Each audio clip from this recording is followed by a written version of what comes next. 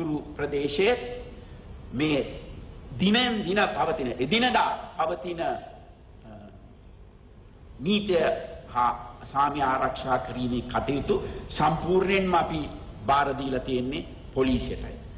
විශේෂයෙන්ම මේ සම්බන්ධයෙන් අපෙන් ප්‍රශ්න කරන විදේශීය බලවේග වලට මම මතක් කරලා දෙන්නට ඕන ශ්‍රී ලංකාවේ ඕනෑම ස්ථානයකට හමුදාවල් ස්ථානගත කිරීම අපිට අයිති දෙයක්. අපි ස්වෛරී රාජ්‍ය මේ ස්වෛරී රාජ්‍ය තුල ඕනෑම ස්ථානයක අපිට හමුදාවන් ස්ථාපනය කරන්නට පුළුවන්. හමුදාවේ කාර්යභාරය වෙන්නේ අපේ රටේ ආරක්ෂාව ස්වෛරීභාවය ස්වාධීනත්වය ආරක්ෂා කිරීම. අභ්‍යන්තරිකව හෝ වේවා බාහිරව හෝ වේවා මේ රටේ ස්වෛරීභාවයට ආරක්ෂාවට තර්ජනයක් වීම වැළැක්වීම අපේ ත්‍රිවිධ හමුදාවේ කාර්යභාරයයි. ලංකාවේ හැමතැනම අපි මේ කඳවුරු පිටවල තියෙනවා. ඒවා උතුරු ප්‍රදේශයේ හෝ නැගෙනහිර ප්‍රදේශයට පමණක් සීමා වෙලා නැහැ. කොළඹ ප්‍රදේශයේ තියෙනවා. අනිත් දකුණේ සෑම දිස්ත්‍රික්කයකම අපි අපේ කඳවුරු තියෙනවා. අපිට හමුදාවක් තියෙනවා. මේ හමුදාවල් අපි ස්ථානගත කරන්න ඕන. ඒ නිසා මේ හමුදාකරණය කරනවායි කියන එක සම්පූර්ණ අභූත චෝදනාවක්. හමුදාකරණය කියන කතාව ගේන්නේ අපේ රට තුළට පීඩනයක් ගේන්න වැරදි මතයක් ජාත්‍යන්තරය තුල මවාපාලා. මේ කරන්න හදන්නේ මේ අහිංසක දෙමළ ජනතාව විශාල හමුදා බලයක් මගින් පීඩනයට පත් කරනවායි කියලා බොරු මතයක් ජාත්‍යන්තරයට ගෙනියන්නේ තමයි මෙන්න මේ හමුදාකරණය කියන මතයක් මේ ගෙනල්ලා තියෙන්නේ.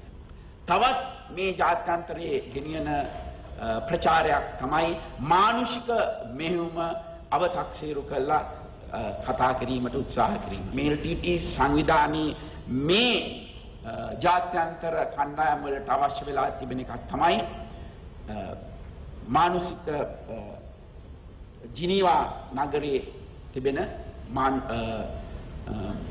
මානුෂික මානව කොමිසමටත් ඒ වගේම හමුදාව නිලධාරී ජාත්‍යන්තර ක්‍රිමිනල් කෝඩ් වෙත ගෙනියන්න දරන උත්සාහය. මේක අලුත් දෙයක් නෙවෙයි. අත් වශයෙන්ම මානුෂික මෙහෙයුම යන කාලයේදී පවා මේ චෝදනාව අපිට ගෙනාවා. තමුන්නාසට මතක ඇති කොපමණ පීඩනයක් රජයේ වෙත ඒ මානුෂික මෙහෙයුම කරන කාලයේදී මේ ජාත්‍යන්තර රජයන් විවිධ රජයන් පාවිච්චි කරගෙන විවිධ සංවිධාන පාවිච්චි කරගෙන ප්‍රභාකරන්ව බේරා ගන්නට කොපමණ උත්සාහයක් දරුවද කියන කාරණය තමුන්නාන්සලාට මතක ඇති. බොහෝ අයට අමතක වෙලා LTT සංවිධානය කරපු මේ අමානුෂික ක්‍රියා අපි ජාත්‍යන්තරයටම පෙන්නවා.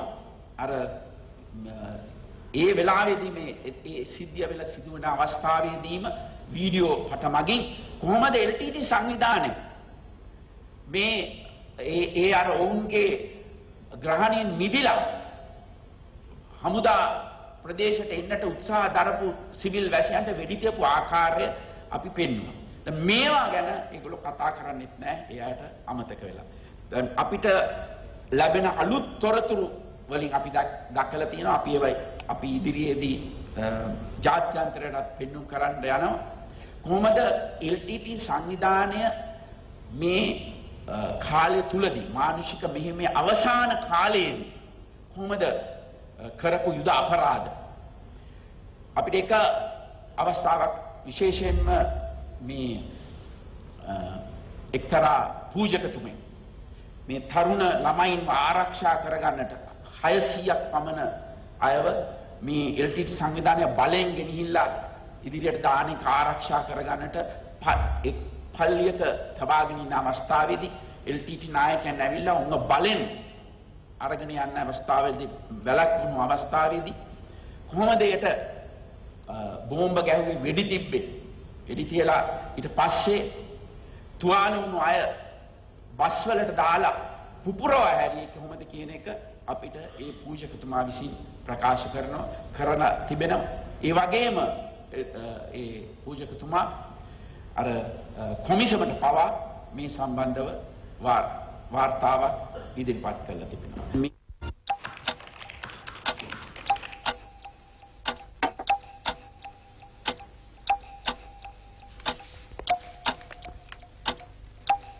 ඔබ දහඩිය මහන්සියෙන් හම්බ කරන්නේ හැමෝගෙම ජීවිතය ඉසුරුමත් කරන්න බව අපි හොඳටම දන්නවා. ලංකා ඔරෙක්ස් ෆිනෑන්ස් තාවර තැන්පතු අසිරිමත් ජීවිතයකට ඉසුරුමත් ආයෝජනයක්.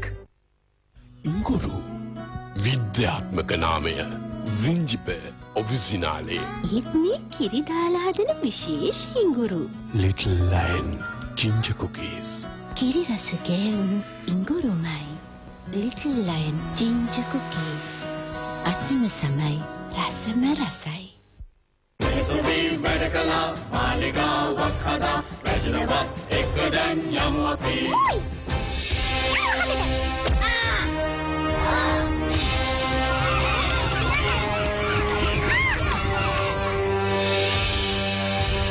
කින්නකින් නැපම එකමුතු විසම ජයගමු ජීවිතේ වලට එස්ලොන් පොලිකොන් කොන්ඩියුට් දාපු නිසා කිසි ප්‍රශ්නයක් නැහැ. එස්ලොන් පොලිකොන් කොන්ඩියුට් එළියෙන් ගිනි ගන්නෙත් නැහැ, එළියට ගිනි දෙන්නෙත් නැහැ. නව වසරේ ජීවිතය අලුතින් අරඹන්න දිවයිනේ විශාලතම වෘත්තීය පුහුණු ආයතනය වෙත පැමිණ ඔබටම ගැළපෙන පාඨමාලාවක් හදාරන්න. ශ්‍රී ලංකා වෘත්තීය පුහුණු අධිකාරිය ජාතියේ නිපුණතා තක්සලාව. ලෝකේ හොඳම තැන ගෙදර. අතන කසුකුසු ගාලා බර කතාවක්. මෙතන නවත්ත ගන්න බැරි හිනා. ඒ කොන හැම කොන සතුට. පාළුව යන්න යාළුවෝ සේරම එකට. ලෝකය දැන් ගෙදරට අතේ දුරින්. ඔබේ නිවහන ලෝකයට විවර කරන මෙගා ලයින් ටෙලිෆෝන්, පියෝ ටීවී සහ බ්‍රෝඩ්බෑන්ඩ් එකම රෑනකින්. මෙගා ලයින් ශ්‍රී ලංකා ටෙලිකොම් එකම රටක් එකම හඬක්. මේ මාර්තු මාසයේ නැවතත් මේ human rights commission එක පවත්වනවා. අපිට මේ ඉදිරියේදීම අපිට බලා ගන්නට පුළුවන් නැවතත් මේ channel 4 වැනි විවිධ මාධ්‍ය භාවිතා කරලා අපේ හමුදාවට විරුද්ධව නොඑක් චෝදනා ගෙනීමේ හැකියාව තිබෙනවා. අපිට තව ඉතා සුළු කාලයකදීම නැවතත් පටන් ගන්නට පුළුවන් මේ LTT සංවිධානයේ මේ ක්‍රියාදාමය. අපිට අපේ හමුදාවන් වලට කරන රජයට රටට කරන විශාලම චෝදනාව තමයි මේ සිවිල් වැසියන් විශාල ගණනාවක් ජීවිතක්ෂයට පත් වුණා මේ මෙහෙයුමේදී කියන එක. එය විවිධ ගණන් 40000ක් ලක්ෂයක් නොයෙක් ගණන් කියන්නට පටන් ගත්තා. නමුත් අත්‍ය තත්ත්වය තමයි අපි මෙවැනි ක්‍රියාදාමයකදී ලෝකේ ඕනෑම තැනක විශේෂයෙන්ම එක් පාර්ශවයක් මේ සිවිල් වැසියන් උන්ට පලියක් ලෙස පාවිච්චි කරන අවස්ථාවන්හිදී සිවිල් වැසියන්ගේ ජීවිතක්ෂයට පත්වීමේ හැකියාවක් තිබෙනවා. නමුත් වැදගත් වන්නේ අපි මේ මානුෂික මෙහෙයුම ආරම්භ කරපු පළවෙනි දවසේම ප්‍රතිපත්තියක් වශයෙන් සිවිල් වැසියන්ගේ ජීවිතක්ෂයට පත්වීම බිඳුවක් වශයෙන් ශූන්‍යයක් වශයෙන් විය යුතුයි කියන ඒ පරමාර්ථය ඇතුව ක්‍රියා කරනවා. එවැනි සංග්‍රාමයකදී සිවිල් වැසියන් ජීවිතක්ෂයට පත් වෙන්න පුළුවන්. නමුත් අපි ඒ ජීවිතක්ෂයට පත් වෙන සිවිල් වැසියන්ගේ සංඛ්‍යාව ඉතාමත් අවම කිරීමට ගන්න යුතු සෑම ක්‍රියාමාර්ගයක්ම ත්‍රිවිධ හමුදාව විසින් ගත්තානේ. ඒකයි වැදගත් වන්නේ. ඒ වගේම මේ කාලය තුලදී මේ accountability නැත්නම් මේ සිදුවෙච්ච ගණන ගැන කතා කරන අයට කොපමණ සිවිල් වැසියන් මියයන්ට ඇද්දයි කියලා සොයා බැලීමේ වගකීමක් රජයක් වශයෙන් අපිට තිබෙනවා. මොකද අපි ඒට වෘත්තීමය වශයෙන් ඒ නියම ආකාරයට අපි නොඑක් සංඛ්‍යාවන් ප්‍රකාශ කරන්නේ නැතුව නියම ආකාරයට අපි ඒකට මුහුණ දෙනවා. අපි සංගණන දෙපාර්තමේන්තුව ලවා මේ ප්‍රදේශයේ විශේෂ සංගණනයක් සිදු කරා. මේ සංගණනය සිදු කරන අවස්ථාවන්හිදී අපි විශේෂයෙන්ම මේ ප්‍රශ්නය මේ පුද්ගලයන්ගෙන්ම ඇහුවා. දැන් මේ මයිරින් නමින්ම අපිට දැනගන්නට පුළුවන් කවුද මේ මානසික මෙහෙයුම කාලයේදී මේ යුද්ධය නිසා ජීවිතක්ෂයට පත් වුණේ කියන කාරණය අපිට දැනගන්නට පුළුවන්. දැන් මේගොල්ලෝ ඒ සංගණනය කළ අවසానයි ඔවුන්ගේ වාර්තාව ඉතා මේ සතියක් ඇතුළත අපිට ඔවුන් බාර දෙන්න. අපිට දැනටමත් අපි දන්නවා මේ එන සංඛ්‍යාව මේ විවිධ ආයතන මගින් කියන ඒ විශාල සංඛ්‍යාවකට කිට්ටු වෙන තරමින්වත් නෑ, ඉතාමත්ම අල්ප ප්‍රමාණයක් බව අපි හොඳ ආකාරව දන්නවා. මේ අපිට එන සංඛ්‍යාවන් අතර අපි මතක තියාගන්න මේ කාරණේ කිසි දෙනෙක් කතා කරන්නේ නැහැ. හැම දෙනෙක්ම මේ සිවිල් වැසියන් මැරුණා, මෙපමණ ප්‍රමාණයක් මැරුණා කියන පමණක් කතා කරනවා මිසක් මේ අය අතර මේ මැරුණු අය අතර LTT සංවිධානයේ සමාජිකයන් ඉන්නවා. ඔවුන් සටන් කළා මියගියේ. ඒ අතර විවිධ මේ LTT සංවිධානයේ ක්‍රියාකාරකම් නිසා මිය ගිය අය ඉන්නවා. LTT සංවිධානය බලෙන් අරගෙන ගිහිල්ලා මිය ගිය අය ඉන්නවා. ඒ වගේම විවිධ යම් අනතුරු සිදු වෙලා මිය ගිය අය ඉන්නවා. ඒ වගේම විශාල සංඛ්‍යාවක් නීතිමය ක්‍රම නැතිව පිටරටවලට ගිය අය ඉන්නවා. බෝට්ටු වලින් ඉන්දියාවට ගිහිල්ලා ඉන්දියාවෙන් විවිධ රටවල් වලට ගිහිල්ලා ඉන්නවා. මේ අය අද දක්වන්නේ නැති වුණු පුද්ගලයන් හැටියට. මේ අය ගැන කිසිම විස්තරයක් අපි ළඟ නැහැ. ඒ රටවලින් අපිට මේ අය දෙන්නෙත් නැහැ. එතකොට මේ නැති වෙච්ච අය අතුලත මේ සෑම කණ්ඩායමක්ම ඉන්න බව කවුරුත් කතා කරන්නේ නැහැ.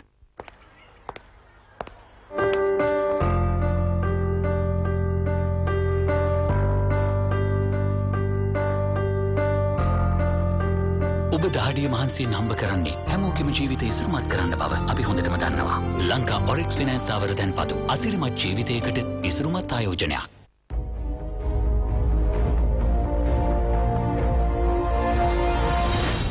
So many of us laid down their lives to free this country from terrorism. Sri Lanka today is a free country. මීළඟට අපිට කරන ලොකුම චෝදනාව තමයි මේ ඉම්පියුනිටි. එහෙම නැත්නම් හමුදාවන් මගින් කරන ලද වැරදි ක්‍රියා සම්බන්ධයෙන් අපි කිසිම රාජකාරියක් කර නැtei කියන බව. නමුත් අවාසනාවකට වගේ මේ චෝදනා කරන පුද්ගලයන් අපේ ත්‍රිවිධ හමුදාව ගැන නිසි අවබෝධයක් නැහැ. අපේ ත්‍රිවිධ හමුදාව කියන්නේ සමහර රටවල තියෙනා වගේ මේ එක වෙලාවට එක්කාසු කරගත්තු අසංවර විනයක් නැති කණ්ඩායමක් නෙවෙයි.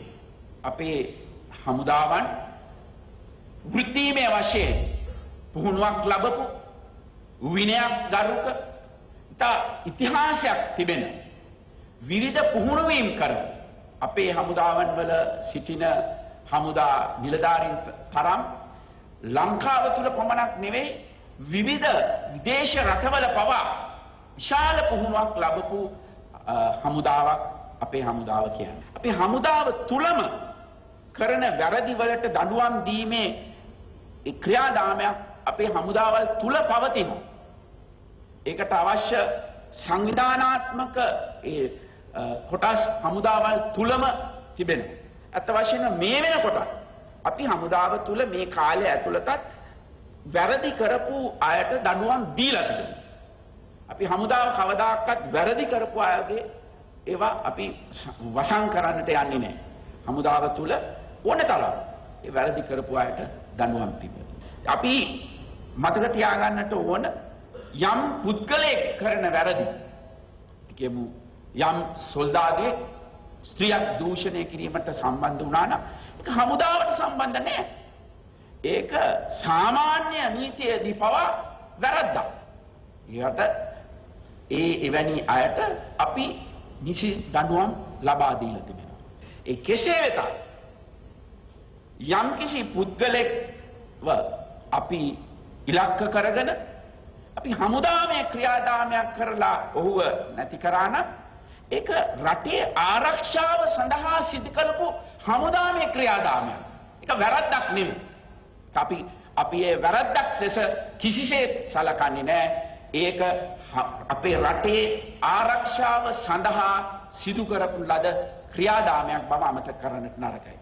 මේකට හොඳම උදාහරණයක් තමයි ඔසාමා බින් ලාඩන්ගේ ඝාතනය. සමහර අය කියනවා ඇයි ඌව ඝාතනය කරේ? ඌ අපිට පණ පිටින් අල්ලා ගන්නට තිබුණා. එතකොට එක්සත් ජනපදයේ කියා සිටියේ මොකද්ද? ඔසාමා බින් ලාඩන් අපි අල්ලා ගත්තේ නැතුව ඝාතනය කරේ ඔහු අපේ ජාතික ආරක්ෂාවට තර්ජනය කරන පුද්ගලයෙක් හින්දායි කියලා. එහෙමනම් ඇයි ඒ ප්‍රමිතියම ලංකාවේ කුඩා රටවල් වලට උන් යොදවන්නේ නැත්තේ? ඊළඟ චෝදනාව තමයි රිකොන්සිලියේෂන්. සංහිඳියාව. මේ සංහිඳියාවට අවශ්‍ය තරම් අපේ රජය ක්‍රියා කළ නැහැ කියන කාරණය. ඇත්ත තත්ත්වය ගැන අවබෝධයක් නැතුව ඒක වසන් කරලා තියෙන බව අපි කාටද. මේ සංහිඳියාව කියන වචනය පාවිච්චි කරන සමහර රටවල් හිතන සංහිඳියාවක් නෙවෙයි අපිට අවශ්‍ය. අපේ ශ්‍රී ලංකාවට අවශ්‍ය. දැන් මේ සංහිඳියාව කියලා සමහර අය පෙන්눔 කරන්නේ අපේ රට ඒ වගේ රටක් නෙවෙයි. අපේ රටේ ප්‍රජාතන්ත්‍රවාදය හොඳින්ම පැවතුණු රටක්. පහුගිය වසර 30 තුල මේ ප්‍රශ්නය තිබුණු කාලය තුල ආණ්ඩු ගණනාවක් තිබුණා. ජනාධිපතිවරු ගණනාවක් හිටියා. විවිධ පක්ෂවලින් මේ පැවතුණා. ඉතින් එවැනි අපේ රටේ ඒකාධිපතිවාදයක් තිබුණේ නැහැ. අපි මේ සුළු තරයක් බහුතරය වගේ පාගගෙන හිටිය රටක් නෙවෙයි. දැන් අපි කල්පනා කරලා බලන්න ඕන උතුරු නැගෙනහිර ප්‍රදේශවලින් පිට මේ සටන් කාලය තුලදී පවා සිංහල දෙමළ මුස්ලිම් බර්ගර් මේ හැම ජන කොට්ටාසයක්ම එකට ජීවත් වුණා. යම් සුළු සිද්ධීන් ඉතිහාසයේ අරුණම පහුගිය වසර 10 ගත්තොත් මේ කොළඹ පවා තිබුණු ජන අනුපාතයේ වෙනසක් ඇති වුණා. සිංහල කොටස් නෙවෙයි අද කොළඹ වැඩි කොටසක් ඉන්නේ. දෙමළ මුස්ලිම් ජනගහනයේ වැඩි කොටසක් අද මේ කොළඹ ප්‍රදේශය තුල ජීවත් වෙනවා. මේක තමයි හොඳම උදාහරණය. කොහොමද විවිධ ජන කොටස් සන්තෝෂයෙන් එකට මේ රට තුල ජීවත් වෙන්නේ කියන එක. මේ තමයි අපි හැම ප්‍රදේශයකම නැවතත් මේ කොළඹ තිබෙන தත්ත්වය තමයි හැම මේ උතුරු නැගෙනහිරත් අපි ඇති කරන්නට බලාපොරොත්තු වෙන්නේ.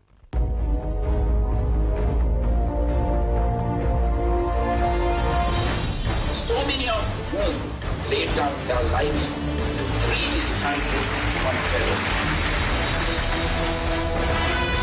Sri Lanka today is a free country.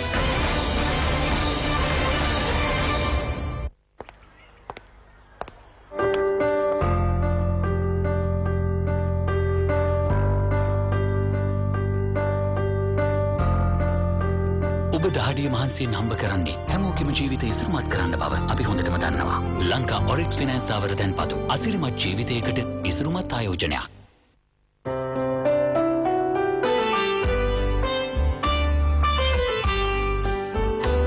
නොපතන දේ සිදුවී හෙට දිනමා නොමවුනත් හැමදාකම මා පැතුවේ අනාගතයයි ඔබගේ දුවගේ. ශ්‍රී ලංකා ඉන්ෂුරන්ස් ලයිෆ් සෑම ශ්‍රී ලාංකිකයෙකුටම ජීවිත රක්ෂණයක්.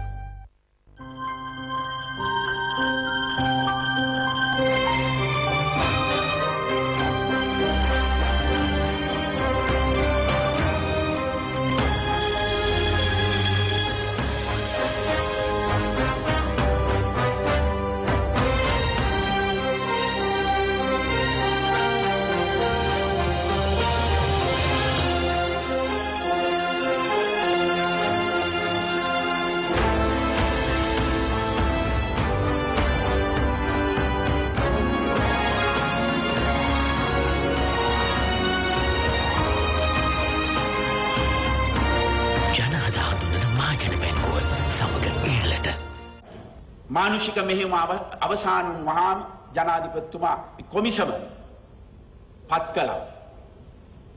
ඒ කොමිසම මගින් දැන් වාර්තාව ඉදිරිපත් කළා තිබෙනවා. අපි ඒක අධ්‍යයනය කරගෙන යනවා. යුද හමුදාව විසින් අධ්‍යයනය කරනවා විවිධ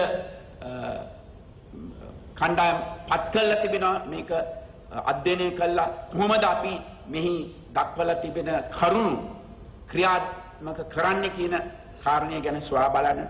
අත වශයෙන්ම මේ මානසික මෙහෙයුමට පස්සේ රජයේ විසින් විශාල වැඩ ප්‍රමාණයක් උතුරු නැගෙනහිර ප්‍රදේශවල සිද්ධ කරා. රජයට තිබුණු විශාල අභියෝගයක් තමයි මේ මානසික මෙහෙයුම නිසා අවතන් වූ 2,94,000ක පමණ කොටස නැවත පදිංචි කිරීම. මේ කාර්යයට ප්‍රථමයෙන් අපිට ඒ පැතිවල තිබුණු බිම්බෝම්බ ඉවත් කිරීමේ කාර්ය කරන්න සිද්ධ වෙලා තිබුණා. ඒ නිසා තමයි ඒ මූලික අවශ්‍යතාවය වුණේ මේට යුද හමුදාව අපි විශාල වශයෙන් භාවිතා කරලා මේ වෙනකොට කියන්නේ සන්තෝෂයි මේ 98%ක්ම දැන් බිම්බෝම්බ ඉවත් කරලා පුද්ගලයන් පදිංචි කරලා අවසానයි 3000කට පමණ සුළු ප්‍රමාණයක් තමයි තවදුරටත් අපිට මේ නැවතත් පදිංචි කරන්නට අවශ්‍ය වෙලා තිබෙනවා. අපිට තිබුණු අනිත් විශාල අභියෝගය තමයි අපිට බාර වූ 11000ක පමණ LTT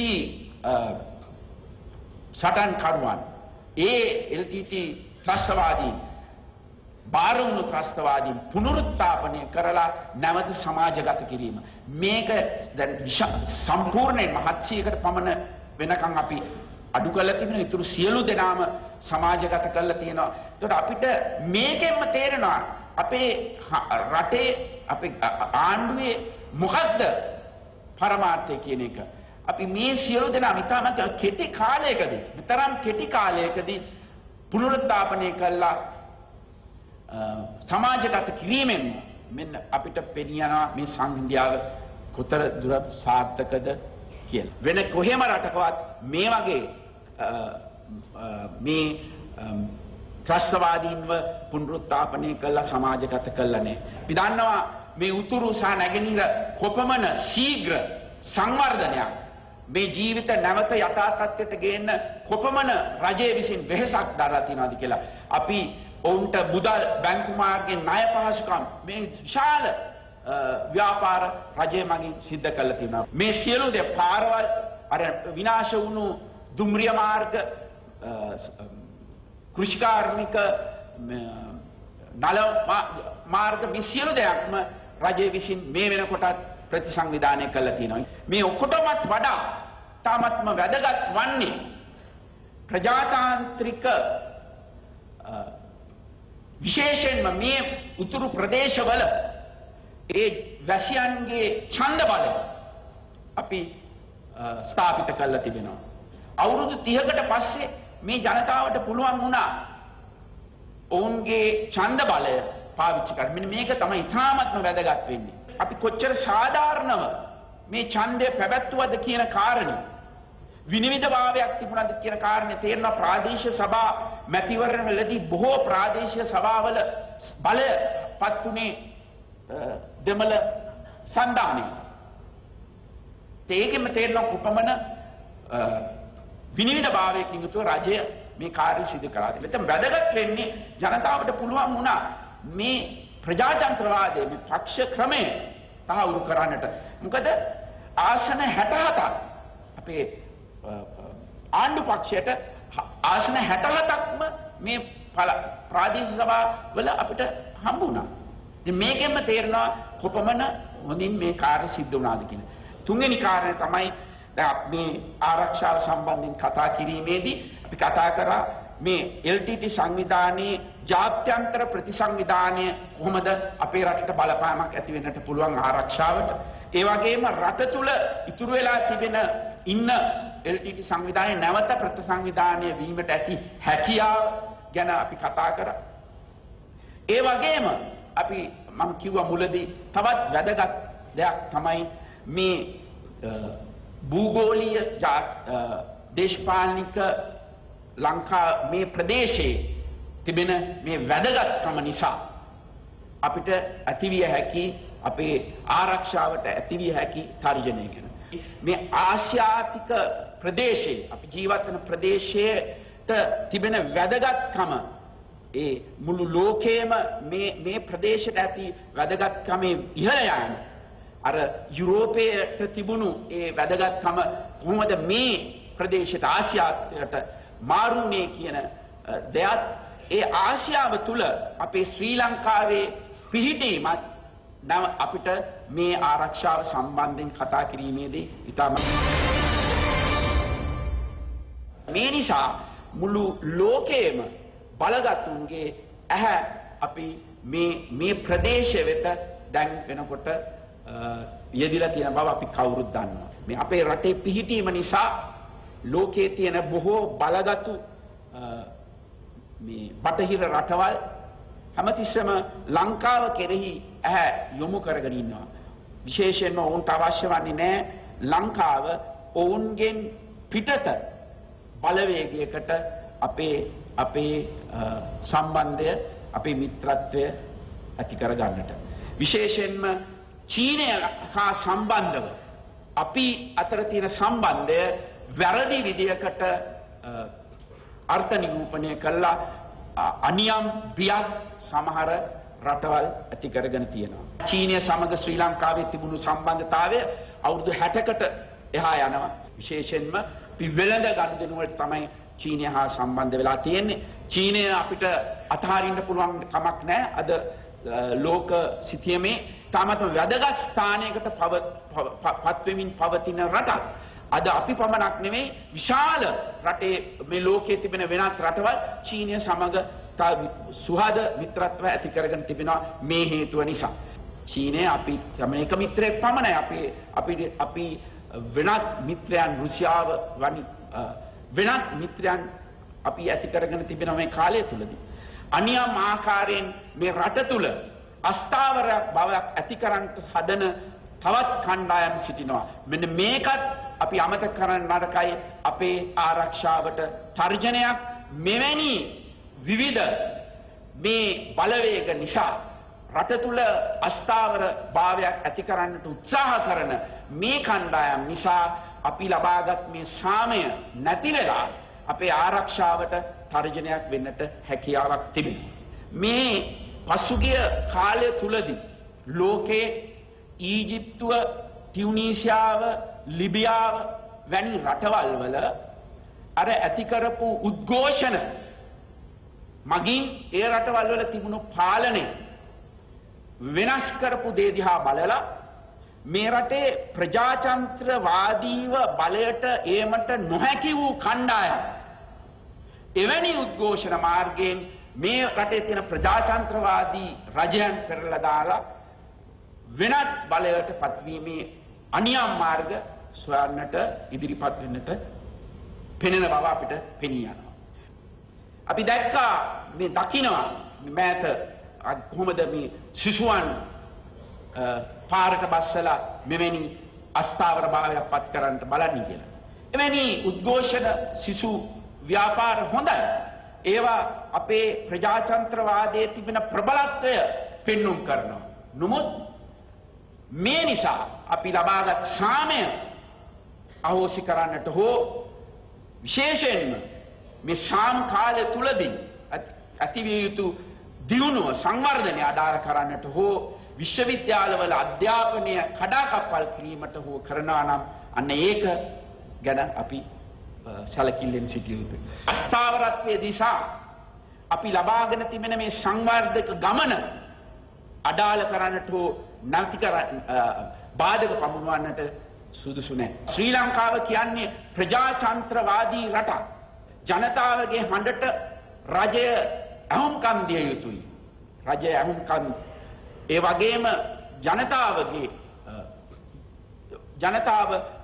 මේ රජයන් සමග ගනුදෙනු කළ යුතුයි. ඒ කියන්නේ ඔවුන්ගේ ප්‍රශ්න ගැන සාකච්ඡා මාර්ගයෙන්. අර ටියුනීසියාව, ඊජිප්තුව, ලිබියාව වැනි රටවල් වල වගේ නෙවෙයි. රජයක් මාරු කිරීමට අවශ්‍ය නම් ජනතාවට එය ඡන්ද පොලේදී කරන්නට පුළුවන් ලංකාව. එය මේ පෙළපාලි වලින් හෝ උද්ඝෝෂණ මාර්ගයෙන් සිදු කිරීම අවශ්‍යතාවයක් නැහැ. අපි පසුගිය වසර දෙක තුල මේ සෑම ඡන්දයක්ම පැවැත්වුවා. ජනතාව පැහැදිලි ඔවුන්ගේ කැමැත්ත ප්‍රකාශ කරලා තිබෙනවා. යම්කිසි පුද්ගලයෙක් හෝ යම්කිසි කණ්ඩායමක් ප්‍රජාතන්ත්‍රවාදී ක්‍රමවේදයක් මගින් බලයට පැමිණීමට අපහසුත් වූ නිසා ප්‍රජාතන්ත්‍රවාදී නොවන මාර්ගයෙන් බලයට පත් වෙන්නට සූදානම් වෙලා අස්ථාවරභාවයක් මේ රටට ගේන්න උත්සාහ දරනවා නම් එය අපි වැළැක්විය යුතුයි. ප්‍රජාතන්ත්‍රවාදයට ආදරය කරන මේ මාතෘ භූමියට ආදරය කරන සෑම පුද්ගලයෙක්ම මෙවැනි දේවල් වලට විරුද්ධව නැගී සිටිය යුතුයි. එකට සියලුම දේශපාලන වෙනස්කම් අමතක කළා එකට මාතෘ භූමිය වෙනුවෙන් එක්විය යුතුයි. අවාසනාවකට අපි දන්නවා අපේ රටේ මාතෘ භූමියට ආදරයක් නැති සුළු පිරිසක් ඉන්නවා. විවිධ ජාත්‍යන්තර සාකච්ඡාවලදී විවිධ මත ප්‍රකාශ කරලා උන් රජය විවේචනයට පත් කරනවා පමණක් නෙවෙයි රටත් මාතෘ භූමියත් විවේචනයට පත් කරනවා. අත් වශයෙන්ම මේ වගේ කතා කරන පුද්ගලයන් අපේ රටේ කතා කිරීමේ නිදහස නැtei කියලා ජාත්‍යන්තරයට කියනවා. නමුත් ඒ කියන ගමන් සෑම ස්ථානයකම පිට රටවල් වල අපේ රට විවේචනය කළා මාතෘ භූමිය විවේචනය කළා නැවතත් ලංකාවට ඇවිල්ලා හොඳින් වාසය කරනවා. ඒ අත් වශයෙන්ම රටට කරන ද්‍රෝහිකම් අත් වශයෙන්ම මේ මාතෘ භූමියේ ආදරයක් තියෙන සෑම දෙනෙක්ම සියලුම මතභේද ඉවතලා අපි ලබාගත් මේ සාමය ස්ථිර කිරීම සඳහා අපේ සංවර්ධනය මගින් ඇති කිරීම සඳහා ජනතාවට අවශ්‍ය ඒ වර්ධනය ඇති කිරීම සඳහා අපි ක්‍රියා කළ යුතුයි. සියලු දෙනෙක්ම මතක තියාගන්නට ඕන අපි අවුරුදු 30ක් තුල විශාල වශයෙන් දුක් විඳ ජනතාව. අපි මේ විඳපු දුක අපි අවසන් කරේ පරිත්‍යාග විශාල වශයෙන් කළා. විශාල පරිත්‍යාගයක් කරා. ජීවිතවලින්, දේපලවලින් විශාල පරිත්‍යාගයක් කරා. මේ පරිත්‍යාගයක් කරලා ලබාගත් සාමය නැවතත් අපෙන් ගිලිහි යන්නට ඉඩ දෙන්න එපා. මේ මගේ දේශනය තුල මා අපිට විය හැකි තර්ජන අපේ ආරක්ෂාවට විය හැකි තර්ජන ගැන අභියෝග ගැන මම සඳහන් කළා. අපි සෑම දෙනෙක්ම අපේ මාතෘ භූමියේ යහපත සඳහා එක්ව වැඩ කරමු. So many of us laid down their lives to free this country from terror.